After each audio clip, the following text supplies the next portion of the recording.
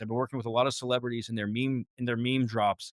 So I kind of actually understand the whole process of how the meme token happens and then how it gets issued to the public, for lack of a better term.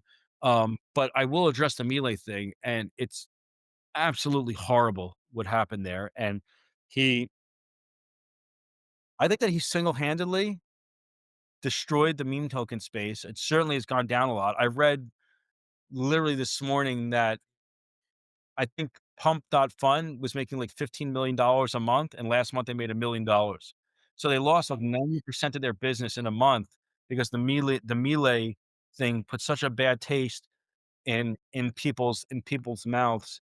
Buy my novel, Escape from the Village, from major booksellers online. Go to escapevillage.com. Subscribe to the Substack. Go to fountainheadforum.substack.com. Support the forum. Go to buymeacoffee.com/fountainheadforum. Thank you. Welcome to the party, pal. This is Fountainhead Forum 284, and I'm talking to Erik Mendelson. He lives in Miami. He's a real estate investor, also deals with crypto, and he has a past life in the music industry. I met Eric a few weeks ago at an event called the Counterparty, and boy, there were a lot of good people there that I met. Thought, I got to bring these people on my show because they were good speakers and had some really interesting knowledge about a lot of interesting topics. How are you, Eric? I'm good, and I know that you've been trying to coordinate this interview with me for a while from Counterparty, so I'm glad we were able to do it today while I'm watching on TV. Our president uh, b is going to bat against Ukraine, and it's little craziness is happening today Yeah. in government politics here. Yes. We also may talk about since Eric knows a lot about the crypto biz, we may also talk about the Melee meme coin fiasco, although I don't know how much his knowledge is about Melee, but this might be something I definitely want to explore more.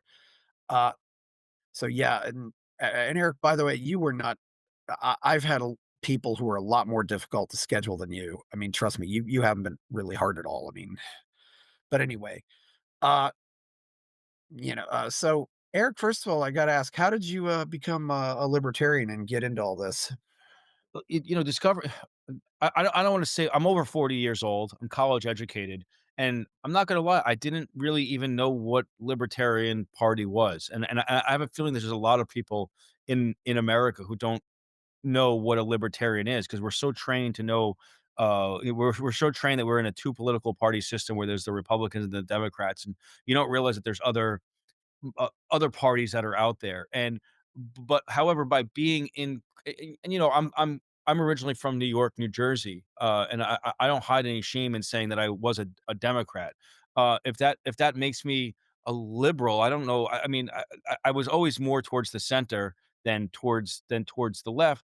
But at the end of the day, I try to vote on, first of all, people that I like, their personalities, number 1, and then their policies. And what started to shift as I got older is I really don't care if I like the person so much. I more care about their policies, and I more care about how it directly affects me and how it directly affects my pockets. I used to care about all these different issues, uh, war and women's rights, and all these things that are important and are still important to me. But at the end of the day, right now, I'm really just voting as to what's going to make me and my family the most amount of money possible, so that I can protect my family as best as possible. Let me digress and go back to your question. I hang out with a lot of libertarians in the crypto space. Tatiana, who's a mutual friend of ours. There's Yeah, others. There's a gentleman by the name of Doug. I don't want to give his last name. There's another yeah, woman by the name of Erica, not gonna give her last. There's a bunch of libertarians that I hang out with. I play poker with them. Quite frankly, a lot of them, you mentioned I'm a real estate agent. I'm the biggest cryptocurrency real estate agent in America, and a lot of my clients come from the Libertarian Party, and the underbelly and the movement of Web3 and cryptocurrency was founded and created by the libertarian movement. And I'm such a fan of what cryptocurrency and specifically what Bitcoin stands for, and Web3 and blockchain technology, that I'm like, if I'm a fan of this technology, I'm a fan of what's happening in the space and all of these companies. Let me understand a little bit more about who are what's the kind of mindset that are behind these companies. And for the most part, a lot of them, not all of it, it's not exclusively libertarian, but it's the libertarian mindset. And I'm an open-minded individual. I'm not a closed-minded person. And I'm always open to being challenged in my thoughts and my beliefs in anything. I think it's the only way we as a society grow is to be open-minded to change or open-minded to different beliefs. And for the last many years, I've been primarily around libertarians and listening to them and going back and forth with them about things that I don't agree on, and from where they, from their belief system, and then matching that with my belief system. And what I started to realize within the last year or two is that my belief system aligns with a lot of the not all, not everything with the libertarian mindset, but Yeah. my belief system previously also agreed with a lot of the democratic mindset. Not all, but a lot, and that's completely shifted. And for the first time this year, I voted Republican. I voted for Donald Trump this year. Not to get all political on this show. I don't want this to be about. I think that our country is becoming too over political, and it's hurting business, and it's hurting my pockets. And what I really care about is servicing my customers, making money, and protecting my family in times of economic distress. But I digress. Yeah, that's kind of how I just got into the libertarian movement. Number one, I didn't know it really existed. Then I realized it existed. Then I learned about it. Then I spent time around people that I liked, regardless of their political beliefs. Realized I had a lot in common with their belief system, and I consider myself a libertarian now. When did you, get involved with Bitcoin? I got involved in the first Bitcoin I bought, I believe, was, like, in 2013 or 2014, and Mhm. I bought it through a local ATM company in Miami, which is still around, called Bitstop, because I got into the technology space from the music industry. I moved into the technology world, and I was attending, like, a technology conference, and it wasn't a Bitcoin conference at all, and there was this Bitcoin ATM machine, and this guy walked by and was like, "Eric, put in 10 bucks in the machine," and I'm like, "I'm gonna lose my money." He's like, "Just put in 10 bucks," and I just took a flyer and I said, "All right, I'll never see the $10 again." But I didn't really care. And quite frankly, I had no idea what it was. And at the time, it was like learning a foreign language to me. And I put $10 in the machine and got $10 worth of Bitcoin, which oddly enough, the wallet or whatever that they were, I didn't have my keys back then. I don't even know how I don't even know how I got it. It was like there was some sort of system that they were using with the Yeah. password. And, like, I got access to that Bitcoin, like, 8 or 9 years after or 7 over 5 years after I bought it. I was able to access it because this company went out of business, and then they transferred it to this other company, and then I had to use this password with this other company, and I can't believe that I remembered the password that I used 5 years, prior to that, and I happened to get access to that Bitcoin. So, I guess, what did I say, 2014, 2015, but I really didn't.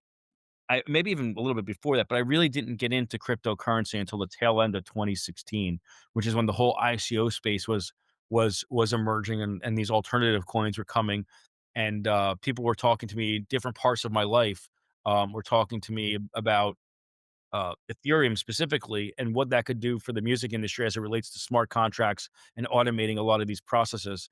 And that really piqued my interest because I come from the music industry where I've had millions of dollars stolen from me because of an archaic and opaque accounting system. And I thought that maybe, at least back then, I thought that maybe Ethereum and smart contracts and an automated process could help solve a lot of these accounting issues for the music industry and for other industries. So I really tried to learn about that even more so than Bitcoin. But now most of my portfolio is Bitcoin. That's quite interesting. So what's that $10 of Bitcoin worth now? Oh, what is? Oh, you know what? I have no idea what it's worth now. I know that it was only like a few $100, I think, when I actually was able to actually claim it, like the $10 that I bought. It was several $100 if I'm not mistaken. But Okay, yeah. I mean, at the time, the guy was trying to convince me to put more money in the machine. Like, I think we all have that story where it's like, if I just put more money into Bitcoin, but I mean, there wasn't many people. Anyone who says that they really, I mean, Tatiana may have known, but anyone who says that they really, really, really knew how big Bitcoin was going to be back then, I think is just lying. I don't think Yeah, anyone knows. it's hard to say, and and also I do wanna give a shout out to Tatiana Moroz because I've gotten a lot of good people on this show because of her, and I'm thankful for that, and she was on the show way back, I think it was in the '30s, number 36, something like that. So, yeah, so, Eric, I've gotta ask, is having not been in the music industry, is it Is it as corrupt as everybody think? Is it I hear so many people say, "Yeah, I had all this money stolen from me." Is it There really that corrupt? It's because it seems like it is. Yeah, it is, and one of the issues, and there's been artists from Prince, on down who have been talking about. I mean, Prince wrote "Slave" on his head back in the day, just to send a message out there. Is that because Prince had, like, emotional, mental issues? No, the music industry is a very, very, very bad place. It's a stepping stone for artists to be successful with other endeavors in their career. For example, creating a clothing line or just different verticals of their brand, and now the labels are even trying to take a piece of that Yeah. through what's called 360 deals. I've never met one artist, and by the way, I've worked with artists all the way from Metallica to Stained to Missy Elliott to Fabulous to Chris Brown to T-Pain to the Backstreet Boys to Britney Spears. These are the level of artists that I work with when I was on the major side of working with record companies. I've never heard one artist say, "Man, I really like my label. They treat me fair and they pay me what I'm owed." Not one, not a single artist. And the reason is because the labels have these archaic and let me digress and say there's a lot of good people that work at the record companies. There's a lot of people who are employees at the record companies. When I used to work for a record company, there was maybe 100 to 150 employees at a Mm. company. I don't know what I think it's less than 100 now at these companies. And I would say that 95% of the employees at these companies have no idea how, even when I was working for a record label, I had no idea how bad it really was and how much they take advantage of artists. But it's a numbers game. Like in everything in life, it's a numbers game, it's a mathematical equation where historically they've set up these predatory and opaque accounting practices that it's almost impossible to track where all of the money comes from.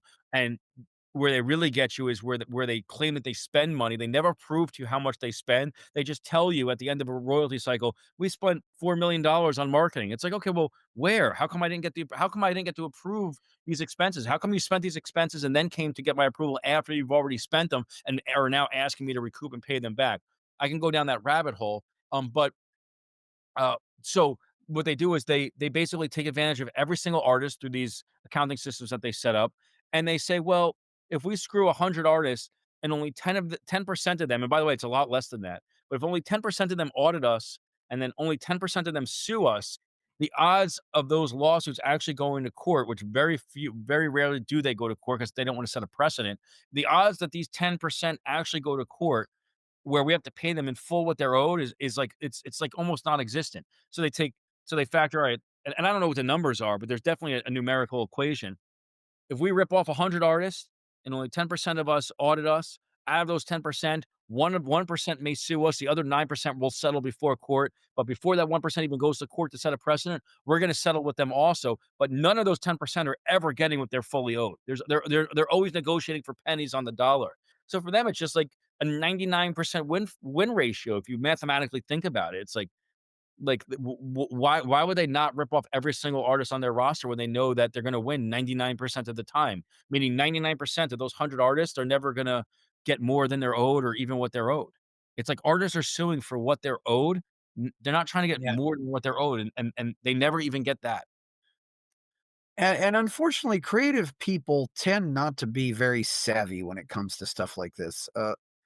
They just wanna produce their content, and I And mean, I remember, it was back in 1995 when TLC declared bankruptcy and the 3 of them and they had the number 1 album, and the 3 of them took something like $55,000 in take home pay from this album, and it was so, yeah, although it thanks to the internet though, Eric, do you think the big record labels are going to last, or do you think they'll eventually go out of business and everybody will just put all their music on CD Baby or Amazon or wherever, and or even iTunes?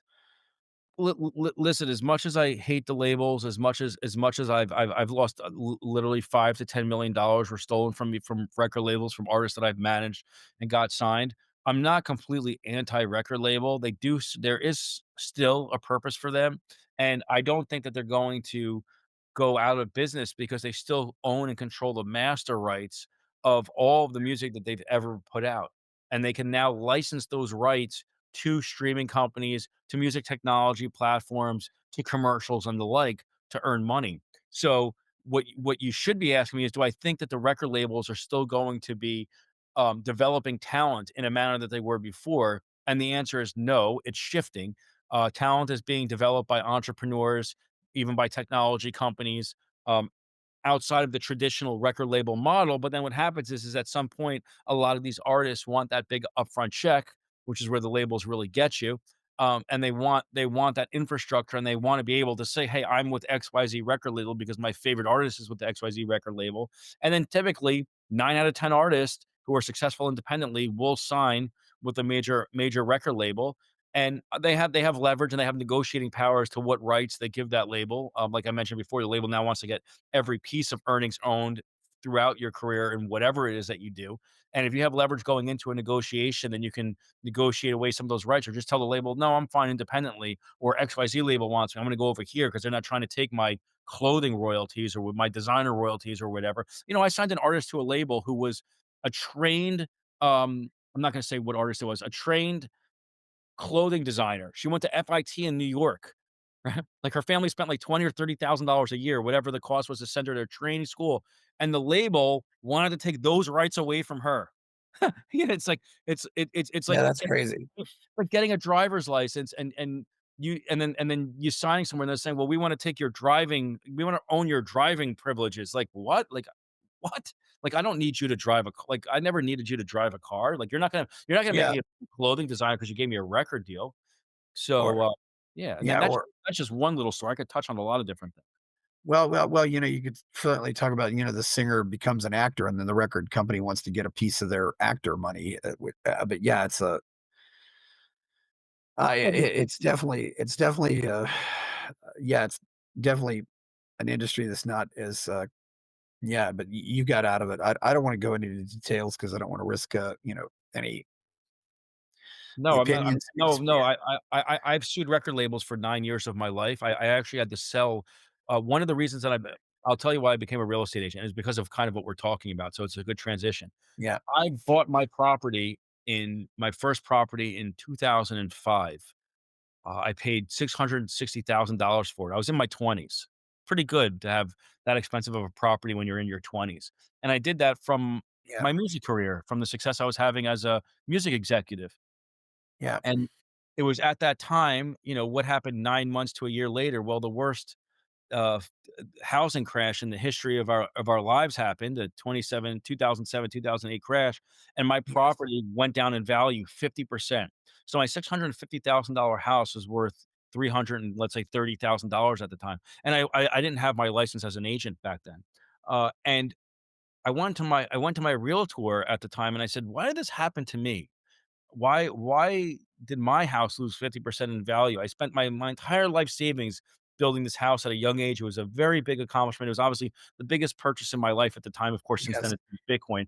And he couldn't give me an answer. And when the professionals that I expected that when the professionals who made, I don't know, 18 to $25,000 in commission off of me for buying this property back then, when the specialists when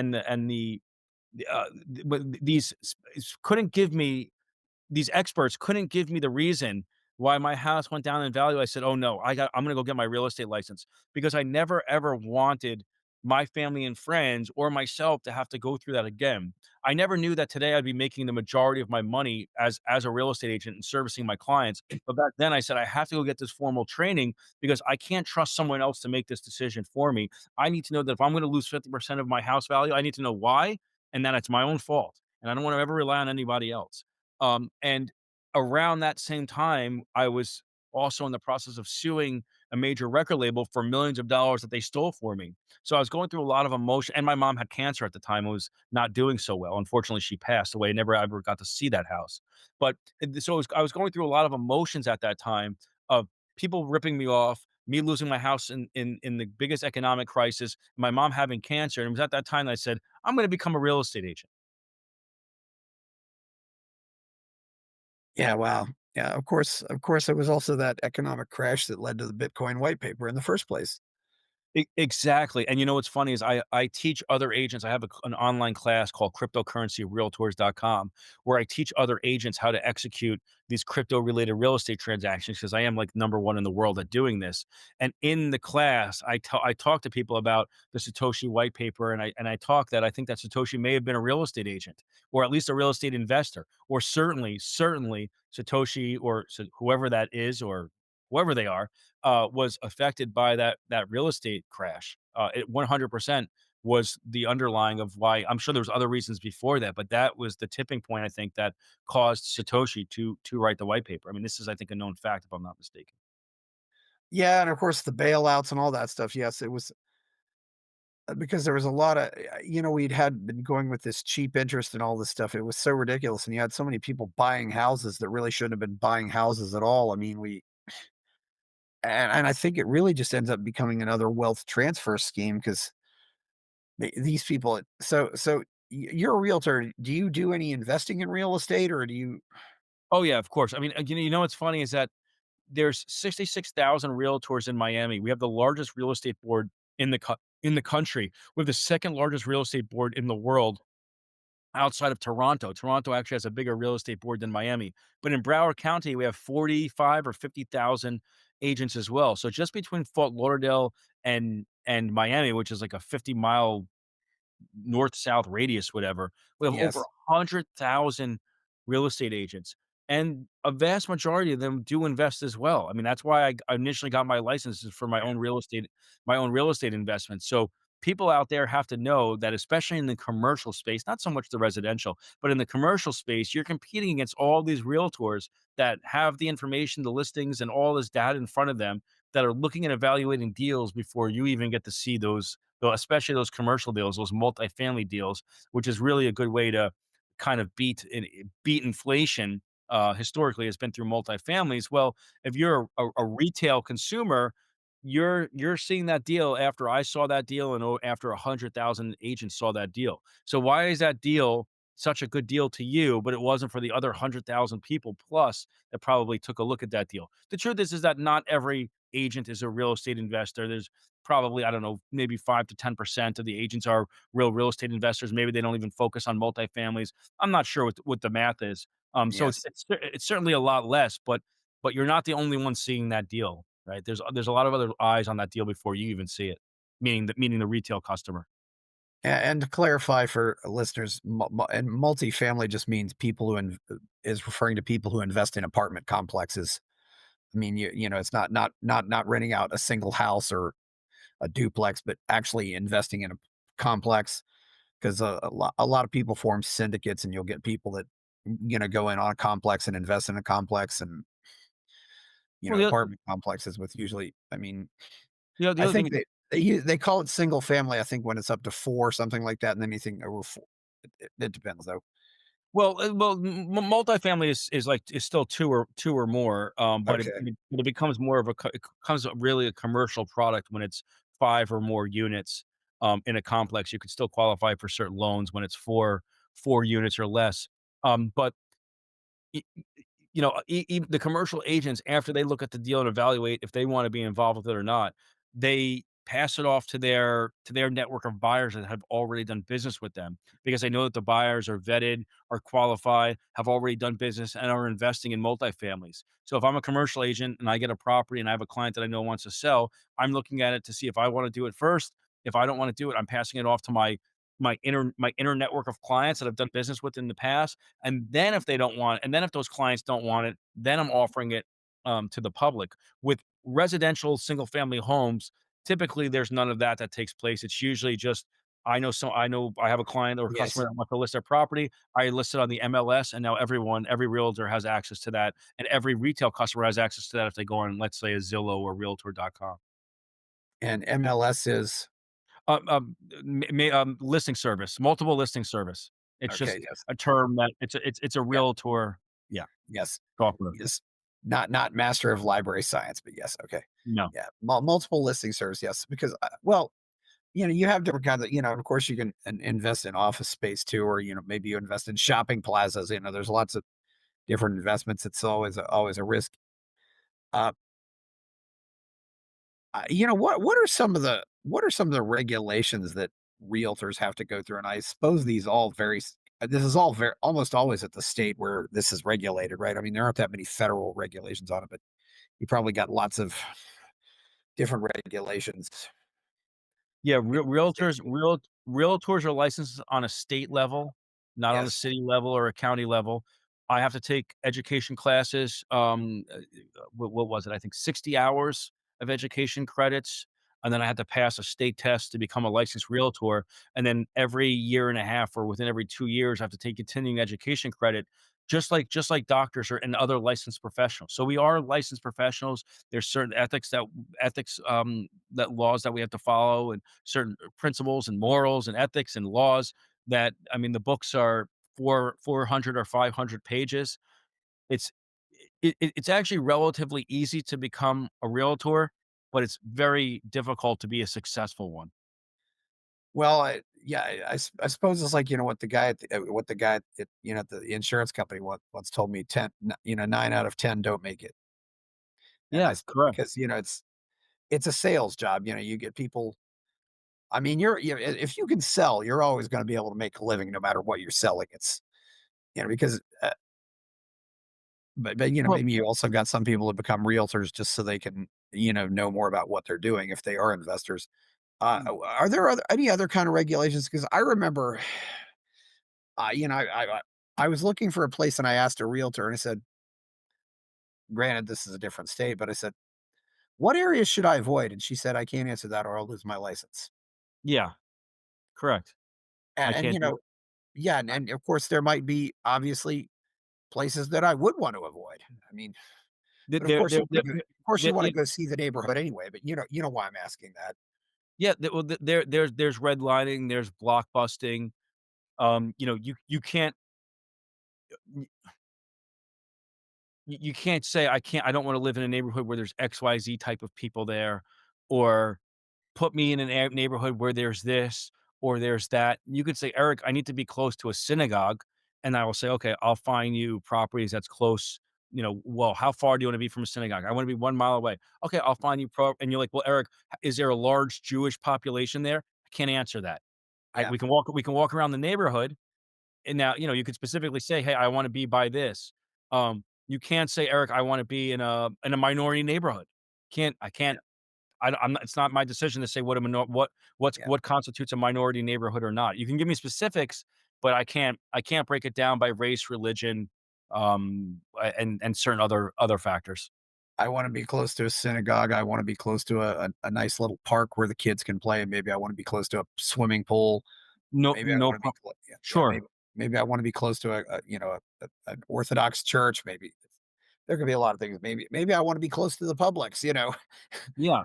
The Publix grocery All store. Yeah, Oh, all those are fine. I wanna spend this amount. I want a single family home. I want this many bedrooms, this many bathrooms. It would be nice if I had this. I don't mind if they have this, or these are my, usually when I start off with clients, it's what do you absolutely what's non-negotiable? "Oh, I need 3 yeah, bedrooms, I need 4, I need this." What are nice to haves? I'd like to have a pool, I'd like this, I'd like that. And what are things that would be just a little cherry on top if you were to get everything that we just mentioned, and then this was there too. And then I do my search in MLS and other search, platforms that I can use, and I try to cater to what that customer is interested in looking at. But the second they bring in, like, race, religion, or anything like that, I can't help any customer with that because of laws that I have to follow as a licensed real estate agent.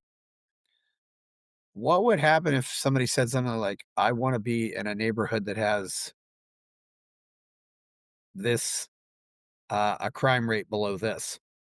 Yeah, I can't do that either. I would say it's up to you to do your own research, and here maybe the websites you can go Yeah, check out, and then let me know, or call the local precincts and yeah, do your own research, and then let me know what neighborhood you'd wanna live in. yeah. That's true. Yeah, because I know sometimes when I'm looking for Airbnbs, I will, and certainly in Miami, I will say to people, "What areas should I avoid?" Just and it's always crime and safety. And one of the no, kind of annoying things is usually people tell me where to go. They don't say, said, "No, just tell me what to avoid," and I'll. But obviously, I'm just asking for references because there probably are some neighborhoods in Miami that I don't want to go to, but we won't talk about that. But And so, yeah, so what, what do you think is cause since obviously know something about finance, what is the cause right now of, uh, what is the impact on regulations on housing costs? Because we hear so many people talking about, I bought my house 50 years ago and my house may have cost me a year's salary, and now I'm hearing my house is costing me 10 years salary. Can you can you tell us what's happening here? And I suppose Well, it's zoning laws or regulations or whatever. Well, I'm about to give a lawyer answer, even though I'm not a lawyer. It all depends, and Yeah. it's usually a combination of everything that you just mentioned. Obviously, you know that our purchasing power weakens every single year. Yes. We lose the purchasing power, so that number one is what affects our affordability, what we can afford to buy. In Miami specifically, and in other markets, COVID uh, had a big impact on housing. I mean, I just read an article where housing went up double in value since COVID here, which is your $400,000 house is now $800,000 in what, a 4-year time span. I mean, that's ridiculous. That's that's not inflation per se. That's supply and demand. That's people who want to come here, Miami specifically, because of the political climate or just the weather, the cost of living, or maybe they've seen the crime rate go down or whatever, or the school system, whatever host of reasons that's making Miami, or typically it has to do with taxes. There's no state income tax, so there's a host of reasons why people choose Miami and why the prices have gone up. Of course, supply and demand is important. And that supply and demand doesn't necessarily have anything to do with like what we can afford to buy. It's where we want to buy, and then what's limited. If something is limited in an area that we want to buy, of course the price is going to go up. But housing is also affected tremendously by the interest rates. So when interest rates go down, property values go up. When interest rates go up, property values typically go down, especially single family homes. Why? Because when the interest rates go down, people can afford more. Sellers know, okay, this person can afford more. I'm going to raise the rates. I'm going to raise the price of my home. Or rates have gone up. This person or these buyers cannot afford more. Now I have to lower my price to get more people in, more buyers in, because I want there to be a bidding war on my property. I don't want just one person to come in, and I want to get the highest price because I want a lot of people interested in my property. I want that supply and demand aspect, and you have to create that by lowering your property if people are not putting offers in.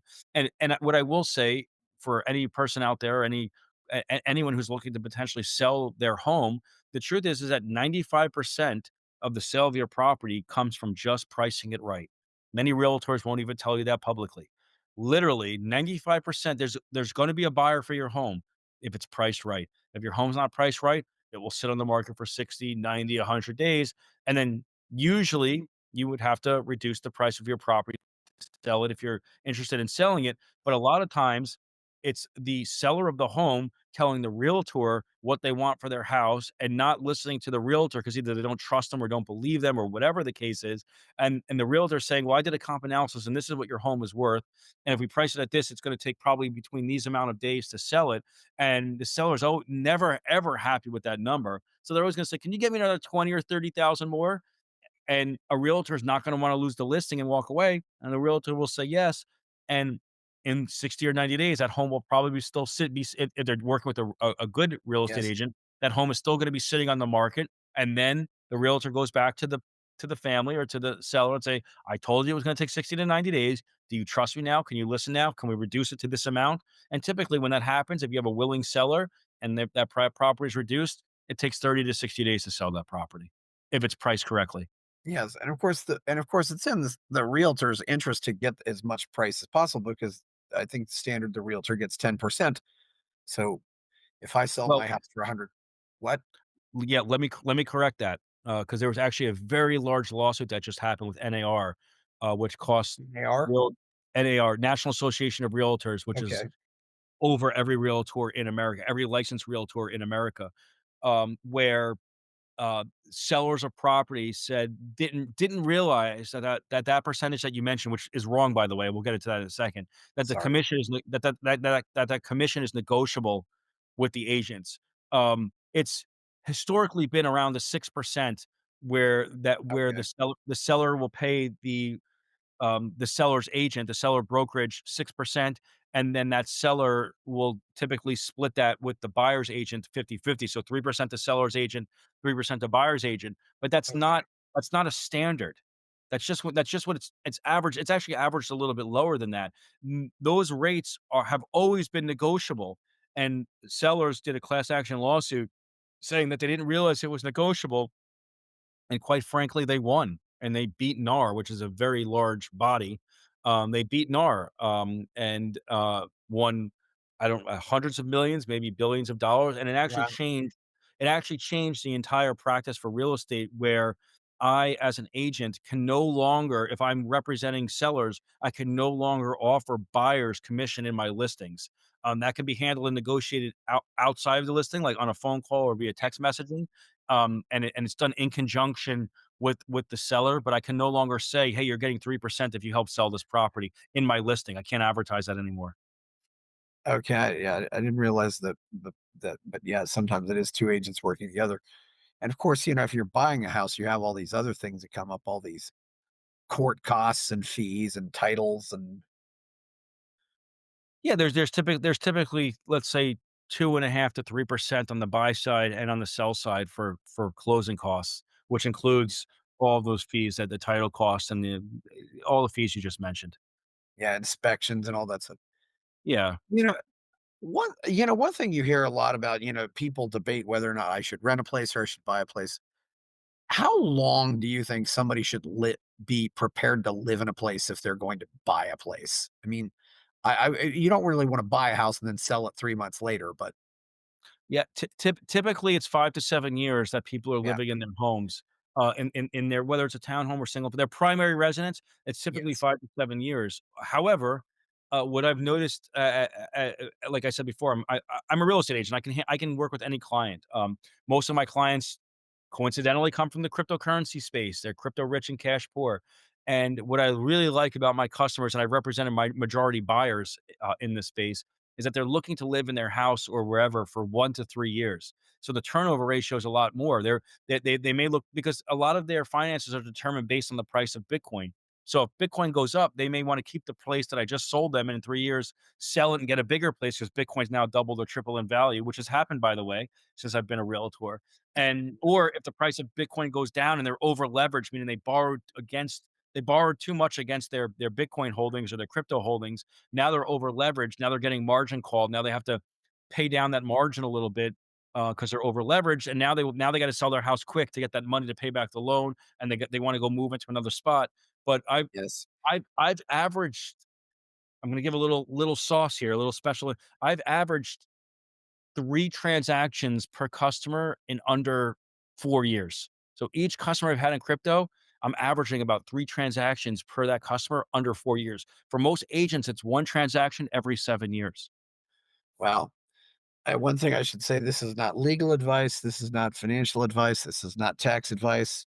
That our show here.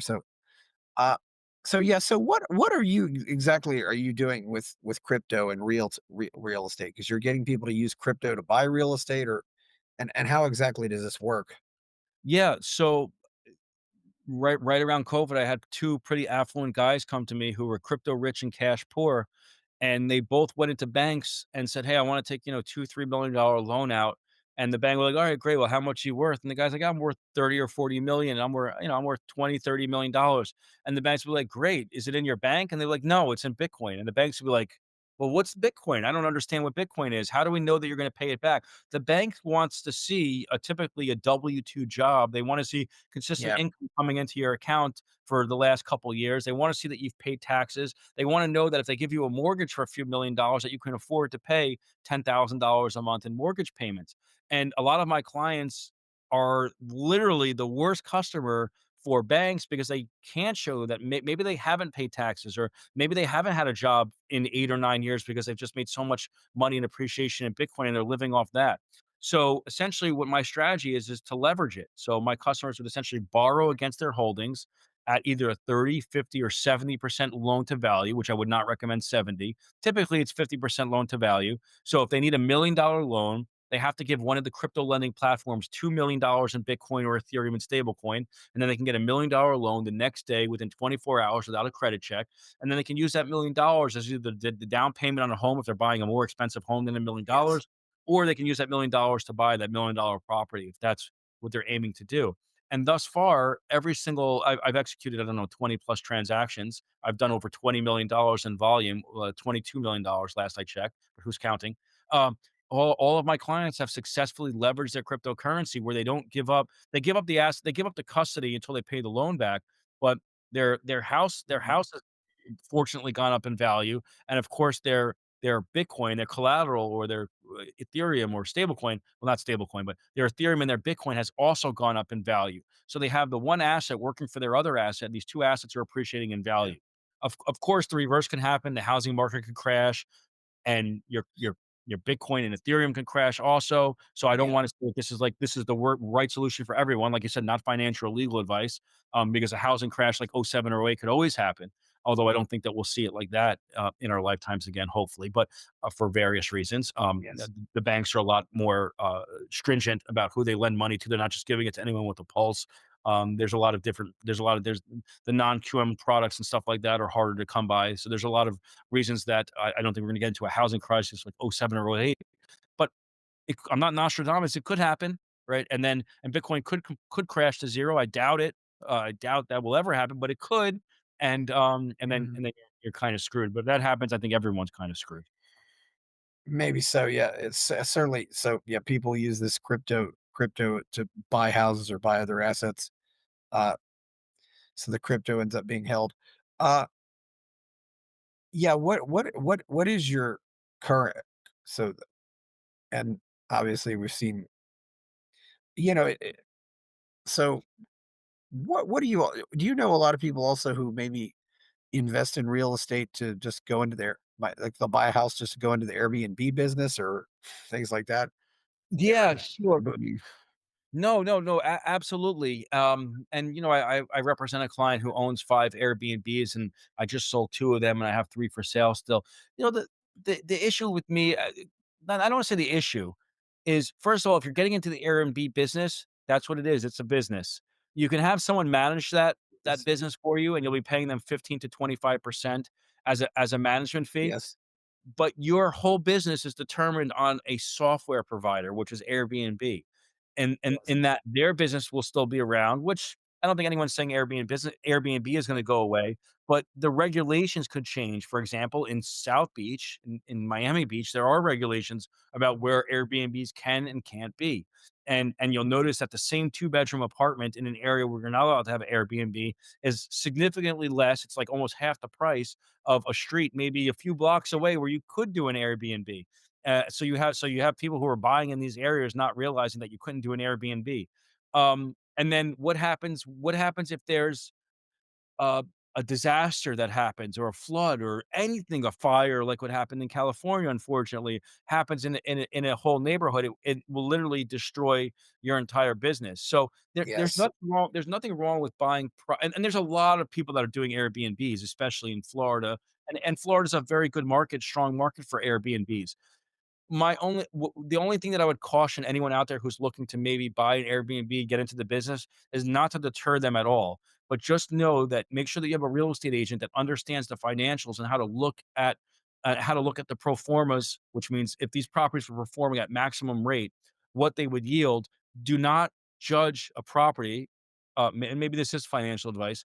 Do not buy and judge a property based on just the short-term Airbnb rates. Judge the property based on long-term rates, which are year leases. So look at a property, see, does this property make sense as an investment if mhm, it rents out on a yearly basis? And if the answer is yes, then more than likely it will definitely pencil as a good property for short-term rentals, because you usually get higher yields and higher rates in short term than you mm, can in long-term rates. But what if everything that I just said happens? There's a catastrophe happens, or Airbnb goes out of business, or you get regulated, or there's more Airbnbs that come in the market, or people don't want to come yes. live. You want to be able to still rent that out on a long-term basis. Otherwise, you'll be losing money. So if you're doing Airbnb analysis, do your analysis based on long-term rents, not short-term rents.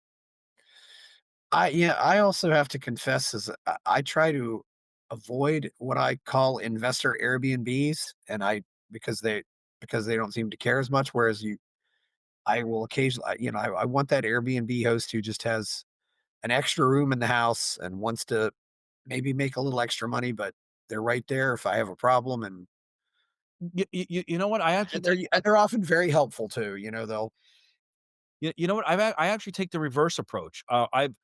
It's funny. I think I've stayed in 80 to 100 Airbnbs. It's my preferred. I don't even want to stay. If I could stay avoid in a hotel, I will avoid a yeah, hotel anywhere. And by the way, anywhere in the world. I'm talking about from China to yeah, Dubai, does not matter. Colombia.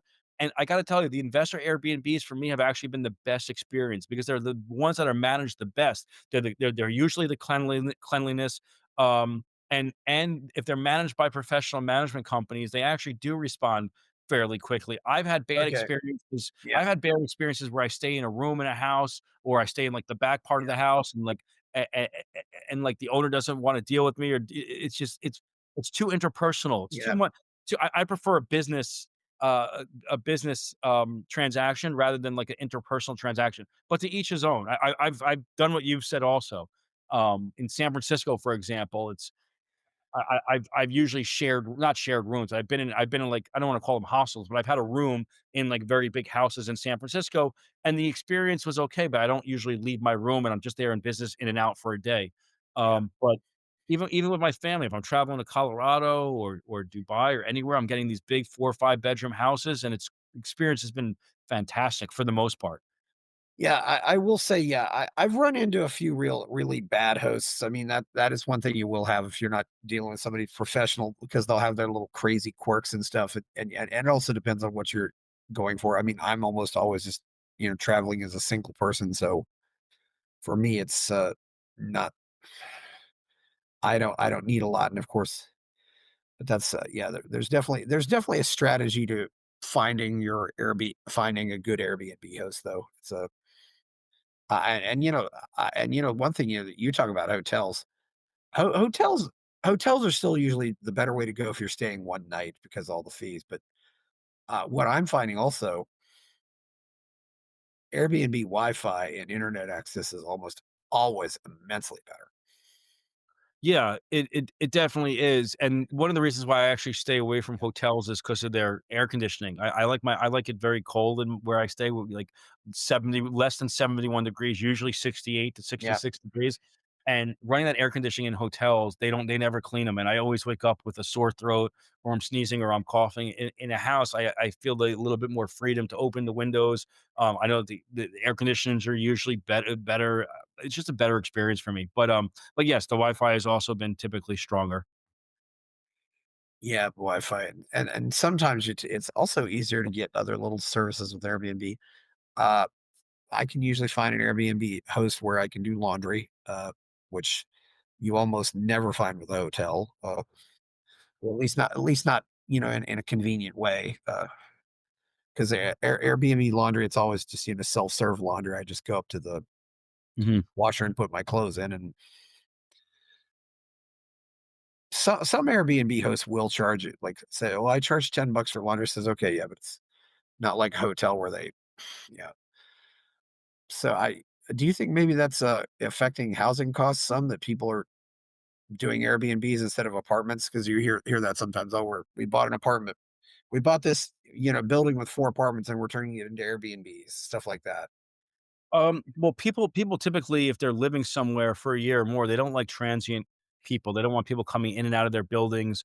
They don't wanna be next to Yeah. these transient type of structures, and I think that there's people out there that make a lot of bad investment decisions that maybe they're using a real estate agent that's only showing them the short-term rentals, and when you take a look at the short-term rates and you're at a 70%, 75% occupancy, everything looks great on paper, and then when you actually take possession of that property and you realize that that was based on, like, the highest rate during March or April during the busy Yeah. season, and you're not making what you thought, and now you realize that you made a very bad investment, and now you have to put that property back on the market. You know, that's happening too. You see a bunch of Airbnb properties coming on the market in any city because people are making bad financial decisions about, about buying those Airbnb properties. And again, I want to stress one of the main ways to avoid that is to buy a property where the numbers still pencil, where the cap rate, the capitalization rates are still strong.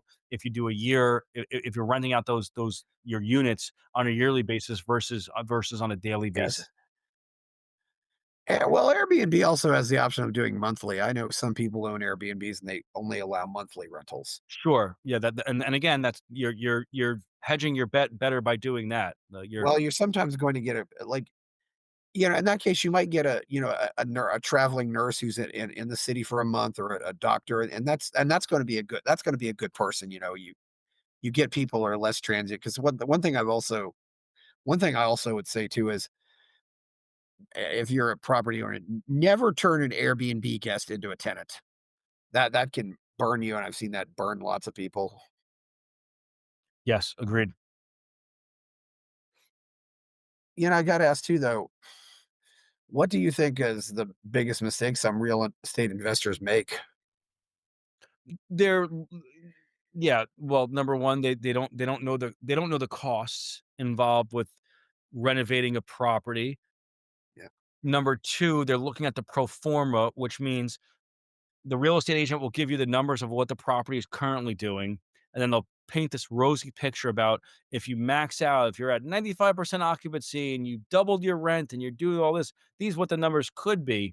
And there are a lot of people that look at those pro forma numbers, not realizing those are is in the best possible scenario. These are what the numbers are going to look like. And usually they look a lot better than what the current numbers are. And there are investors that are making decisions based on what the best situation could be, and I'm making investment decision, me personally, on what the worst situation can be. I want to know what's the worst situation. I'm going to make my investment based on these numbers, not on these numbers. This is the upside as an investor. This is how I benefit. If I buy here and I bring it up to here, great. I've made money as an investor. But I need to know that at least at this level of what it's performing at right now, that that there's that there's value there for me to make that investment, or somewhere. Sometimes it's usually somewhere in the middle. Sometimes there's a value add. Yes. Sometimes if you add an extra room, you're not going to hit this complete pro forma, but you'll get in the middle. So if I know I can add an extra room quickly and make money, then I'm not basing the decision just on these numbers. I'm in the middle, because I know that I can do that very quickly and hit those middle numbers. But I never make an investment decision based on the pro forma. That's always the best case scenario for anything. Well, there's also the general rule among real estate investors that that 70% of retail is what you pay or less, and that of course also take off any expenses you might have to, any repairs or anything like that. Is the 70% rule generally true? I mean, I mean, I've heard that. I don't typically get in the minds of the investors. Well, sometimes I do, yeah. Well, but and this is also, applies to house flippers and people like that, but yeah, I mean, you want to have a 10 to 20% margin in there if you yeah, can, right? So because of all the expenses, to what might come up, because yeah, but again, these are not. I mean, I'm a realtor and I yeah, analyze properties for over a decade now. They're not the easiest to find, at least not in Miami, because it's so damn competitive down here. yeah, So competitive down here. That's why I'm personally looking into other markets. Quite frankly, Republican states. I'm looking into Tennessee. I'm looking into like a North Carolina, yes, maybe even a Texas. I'm looking into states where there's like no state income tax and favorable business conditions, and I'm looking to yes. potentially buy into those markets. Mhm. Very saturated in South Florida. Well, somebody will also say, also, only invest in markets that are landlord friendly. Correct. Uh, Correct. Stay away from California, for example, for that reason alone. I mean, Most of my clients who are in crypto are coming from California, and the way that they look at it, they're like, "How much money am I saving in taxes? That's the house I want." I mean, yeah, I had a client that she was saving tens of millions of dollars in taxes, and she bought a $10 million home from me. because I can imagine there's some, depends, on what kind of real estate, but because I suppose there's some real estate investors who are really doing good background checks, and there are probably some that aren't doing background checks at all. And I mean, Correct, the best way to avoid, have to evict a bad tenant is to never let them in, because once correct. they're in, you now got all this legal stuff. Have Correct. you do you know anybody who's ever had to deal with a real bad eviction situation?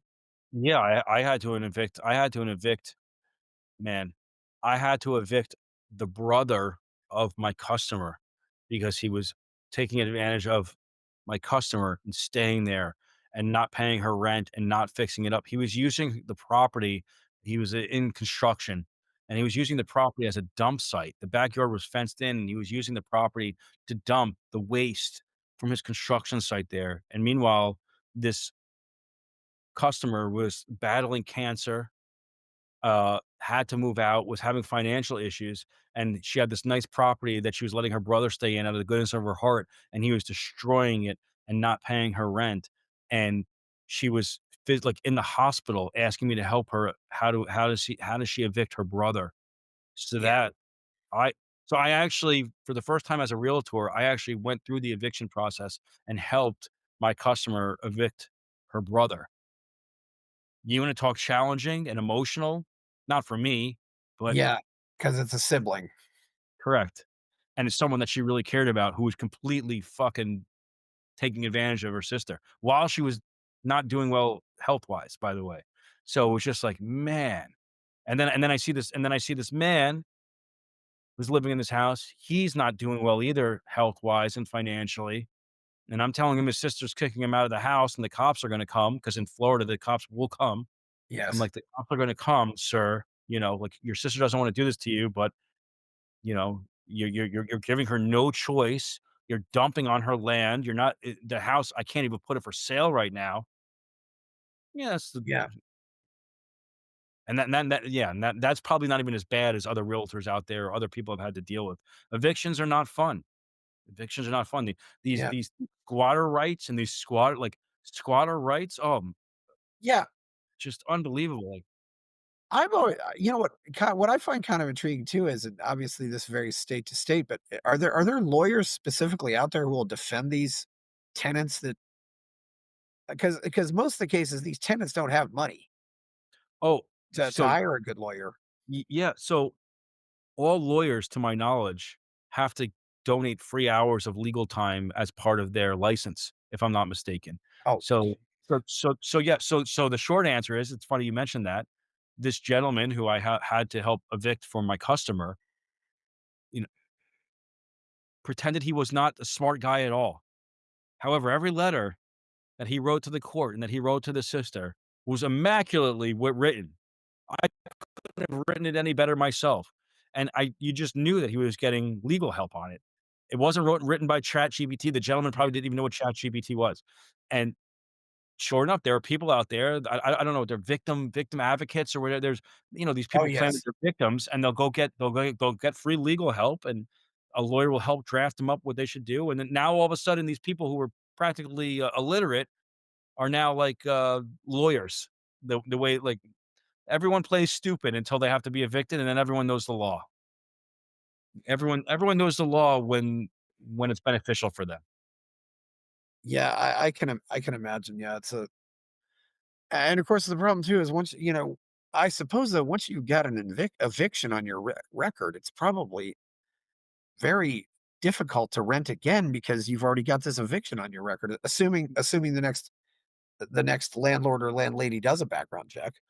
Yeah, here's the truth. I'm not sure if those unless it's done by like a management complex where they may report it. I don't know who has access to. Well, I've never seen that on any report, any background checks I've done. I've never seen an eviction from any of my customers or clients or tenants.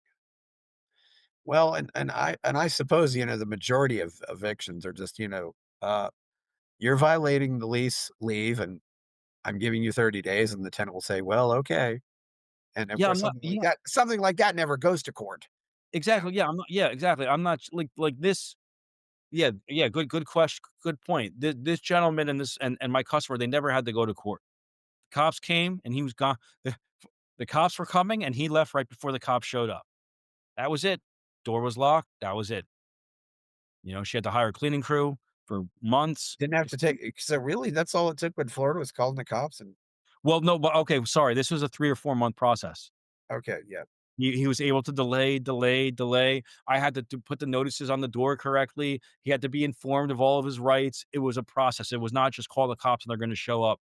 No, the courts have to, at least at least in Miami-Dade County, the court had to tell the cops to go to the house because everything was followed in accordance with the law, Yeah. in accordance with the eviction process.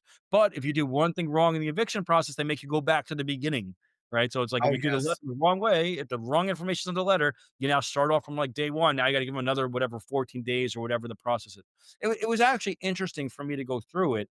Not a fun process for my customer at all. I mean, she had to wait 4 months, and that was 4 months of her not collecting rent, 4 months of her property not being able to be sold, and she's in the hospital with cancer.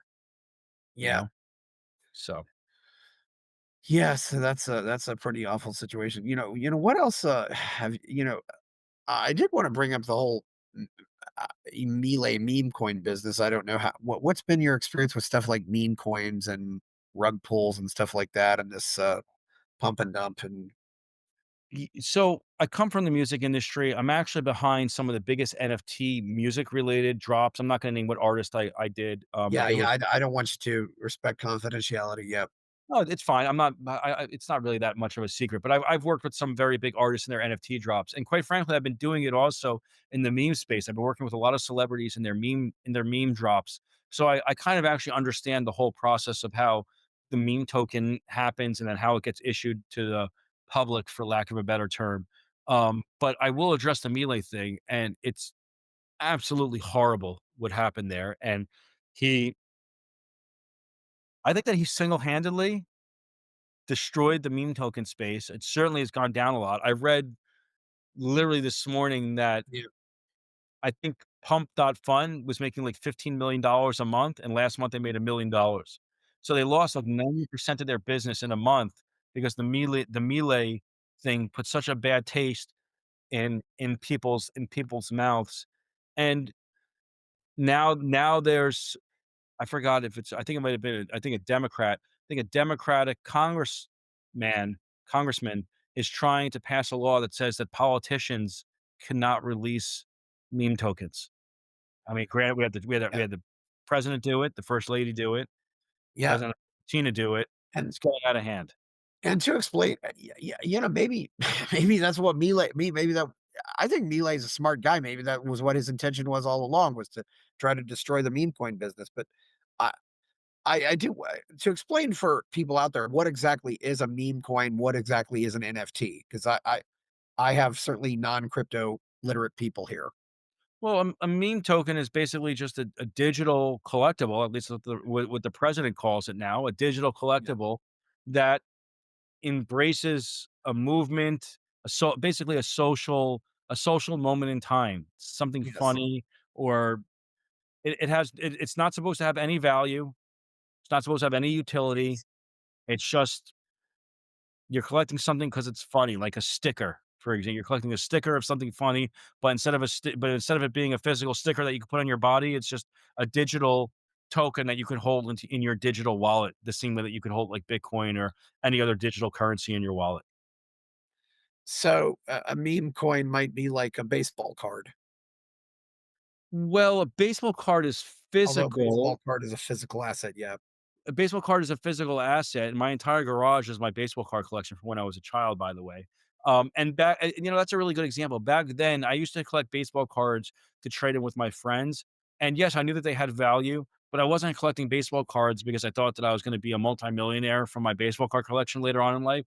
I was doing it more because I was a fan of the player. It's kind of like what these meme Yeah. tokens are. People are collecting these meme tokens because they're fans of Yes. this cultural moment. And it takes 5 minutes to create a meme token, by the way, like less than 5 minutes. Yeah. And you send out the meme tokens, but of course, because obviously, we can certainly, you know, tell people that a baseball card of Henry Aaron is going to be worth more than a baseball card of Tim Foley or somebody like that, because one's a Hall of Famer, one isn't. I mean, players get popular, although sometimes the popularity might not be related to how good or bad they are. But so Well, that no was the meme well, no coin. Yeah. well, the collection the hobby has changed a little bit. Now kids are collecting sports cards because they're trying to buy the player that is hot, but they think is gonna get hotter that season. So they're trying to buy the basketball player that they think is going to do Steph Curry numbers in 6 Yes. months. So they are gambling. I mean, let's not be let's Yeah, oh, yeah, there's some gambling involved, yeah, but, you could buy the and people will buy cards, at, 100 cards at a time, but you might buy that card for a quarter at the beginning of the season, and it might go to $10 by the end of the season, which is a pretty good return. my issue with this whole thing is that there's 0 regulation in regard to card collecting, and I'm glad that there's no regulation in Oh, regard to yes. card collecting. But when NFTs were coming out, everyone was trying or ICOs or tokens before the meme tokens like cryptocurrencies and alternative currencies, everyone was trying to regulate that space. And I didn't really see that much of a difference between what was happening with digital assets and digital collectibles than with Yes. physical. And it takes people a while to realize that there's not that much of a difference between a physical collectible and a digital collectible. It's just how Yeah. people view it in their minds. And because it was accessible on trading platforms, that people are like, oh, this is so bad. I can go onto 5 or 6 websites right now and buy any baseball card I want in 2 seconds. There's no difference. I can go on any website right now and buy Bitcoin in 2 seconds. Yes. There's not, in my opinion, there's not that much of a difference between the hobbies. Yes, and for people out there may not know, ICO is initial coin offering, so that's when a cryptocurrency is first offered, it's the initial coin offering, so, yeah. So this meme coin went, lost over 95% of its value. I mean, what exactly happened there? I mean, I Yeah, well, what happened was is that he tweeted about it, and that's where these meme yeah, tokens take off is through people's social currency, and social currency yeah, is happening through Twitter. So when people post about it in Twitter, and when the president of Argentina says he's backing this token and he's going to support it and he's going to use it to help build the country up, and yeah, then either deletes his tweet or stops tweeting about it, not, yeah. not too much long after that, people who bought it are like, "What the hell's going on here? Is he not behind it?" And the truth is that I don't think that Millie knew what the hell he was getting himself involved in or what he was doing. Or maybe he's just smarter than all of us, and he was just doing it to just show us how crazy the whole space is. And we were basically a social experiment for him, the way that we're social experiments for Yes. Elon Musk. But that's a whole nother issue. I don't know, but it just wasn't. It didn't put a good taste in a lot of people's mouths because people lost 95% of what they put into it quickly. By the way, it wasn't like a slow drawdown. It was just very quickly. It went up and then it went very quick. Um, people are calling Trump's meme token a rug pull or something that basically scams the Yeah. public and uses money quickly. I don't know. Is it a rug pull? It's still like a I think top 20 coin. I can look right now while we're on the call. 1 second. Like via by market cap, the token is still. I don't know where is it. Hold on, let me see.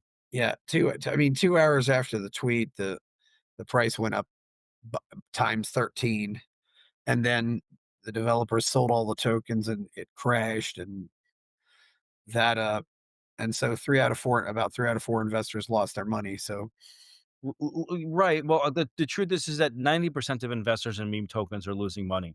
So if 75% of the investors in Trump lost money, they still outperform the majority of investors in other tokens. I know it's a crazy way to look at it, and I'm not justifying it, but the Trump token right now is the number 38th biggest digital currency in the world. Number 38. It has a $2.65 billion market cap. So anyone who bought that token below that market cap has made money. So if you bought that at a $1 billion market cap, if I spent $1,000 on Trump token when it was a $1 billion market cap, and now it's yes, 2.65 billion, I've made 1.65 times my money on a yes, $1,000 investment. Made $1,650 on that investment. So now my $1,000 is worth 26,000. I'm sorry, $2,650. People are upset when they don't sell at the right time or when they buy it at the wrong time. That doesn't mean that it's like with any stock, that doesn't mean that it's a rug pull per se, at least for this specifically. Although I understand what you're saying about people sold it quickly and this, that, and the third. It hasn't gone to 0. It hasn't gone to like what happened with Melee token with Libra. So, but anyways, that's a whole nother topic. I actually have to run soon, so I wasn't sure if you had any other, yeah, um yeah, so, yeah, it's been a good talk, yeah, so, uh, yeah, but well, I might bring you back sometime later to talk about other things. I think we've covered a lot of things, there was, what they talked about with the snipers, who, apparently, they aim to capitalize on a brief market So, yeah, so let me and touch getting on yeah, that. and getting and just you often using bots to do this. Yeah, if we can Of talk about course. sniping a little bit. Yeah, I mean, well, you actually just kinda nailed it on the head. When if I wanna release a meme token and I'm considered the developer because 'cause I'm the one releasing the meme token, Yeah, I'm able to buy as many of my tokens as I want first, because 'cause I'm the person who's issuing it. yeah, So let's just say I'm issuing 1,000,000,000 tokens, which is typically what a meme token is, 1,000,000,000 yeah, tokens, and I wanna buy, let's say, 3% of the supply. I have to buy it, so I buy 3% of that supply initially, which is like 30,000,000 tokens. Now there's 970,000,000 tokens out there for the public. The second I mint that contract and it goes live, anybody can buy it if they know the contract address. So there are, just like in any yeah, type of investing, stock investing or anything, there are bots out there, there's computer software out there that when a contract is minted, yeah, they're trying to buy it before anybody else, before you buy it. And they're because they and they're buying small amounts of it because if it goes up 10,000 times, if they spent $10 on it and it goes up 10,000, they just made $100,000, right? So yeah, so the bots and the snipers come in, they try to buy it off the contract, just like with anything. yeah, And but there's ways as a meme token launcher or a developer, there's ways that I can wait out those bots and literally in 5 minutes, if there's no action on the chart, if no one's buying it or selling it, those bots disappear. So there's a little trick for you. So if anyone releases a meme token out there, wait 5 to 10 minutes, and most of those bots that came in early on the contract, meaning that software, yes. that automated software, they typically leave in 5 to 10 minutes. Well, it could be somebody, standing outside who's the first in line standing outside the concert venue to buy concert tickets, and they might buy them for 10 bucks. And then later, once the concert's sold out, they go, but they have no intention of going to the concert. But then later they say, oh, I'll sell these concert tickets for 100 bucks, which is called scalping. So I guess, so yeah, that's interesting. Well, I appreciate having you on here, Eric. It certainly was a good talk. You sound like a really smart guy. I don't know if there's we'll certainly figure out I had my baseball card phase too. I don't know how old you are, Eric, but I'm not kidding. At the peak, I sold the Billy Ripken card for $125. You know what I'm By the talking way about? by the way, I know what car you're talking about, and I'll tell you why. Yeah, I have that card, and yeah, my grandfather bought me that card, and if you I know that I know that you know, back in the day, that was like the holy grail card to have, and well, when I was younger, I obviously couldn't afford it, and my grandfather bought me that card, because he knew how much that card meant to me. yeah, Granted, the card is not worth, I think, anything right now, or maybe may 10 bucks or something like that. Yeah, right, but back then, the card was like 100 or $500, which back then was a lot of money, uh I think 120. I don't ever remember going to 500, but yeah, oh. and yeah, and all about for the people out there, just to explain, this was a baseball card in the 1989 Fleer set. Billy Ripken, who was pretty much just a common player, but Cal Ripken's brother, and he was holding the bat, and you could see the bottom of the knob, and somebody took a black marker and wrote "fuck face" on the bottom of the bat, and that was and it was something you kind of had to look for it, but once you saw it, it's like, yes, that's what it says, and And that and was the joke. Fleer Yeah, distributed the card in the pack, and yeah, obviously, who's collecting baseball cards in 1989? Kids who are 6 years old. So yeah, they got into a lot of trouble for that because it said "fuckface" on the bat, so Fleer yeah, had to basically take the card out of circulation, which made the car very rare and hard to get. And yeah. back then, there were kids in the baseball card shop that were buying Fleer packs Yes. trying to get that card because back then, that was the card to get. Yeah, they were The short they were pulling cards back, pulling card and yeah, granted, this was before the internet too. But the Yeah. thing that really hit it was once it, was on, was in USA Today once, and it's like, "Oh, crap." And suddenly I really wanted this card. And the thing was, it had already been, the card had been already been out for probably a month at least. So it was never that scarce. It was you because I mean, I You don't know know, what? it's still You it you still you might have been, 1/4 of all the cards or something, but then they had all these variations, and what they eventually did was they just put a black square over the knob, and so, yeah, but I just wanted to explain you to people what you it was. you know what, So, Chris? You just gave me my next business idea. I think I'm gonna launch the fuck face meme token tonight. I might do that. I might launch the fuckface meme token and see if we can relive the glory days of 1989. Yeah, that was a yeah, so it was a certainly it was a very interesting time. Yeah, you learn a lot about economics trade dealing with baseball cards, though. It's kind of wild. Anyway, okay, where can we find you out there, Eric? Yeah, I'm on social media. Instagram and Twitter is the handle's right there. It's Eric Eric Answerman, Andrew. Yes. ErikAnswerman. If you're a real estate agent and you're looking to take my cryptocurrency realtors course, it's cryptocurrency realtors plural. So there's an S at the end, Yes. cryptocurrencyrealtors.com.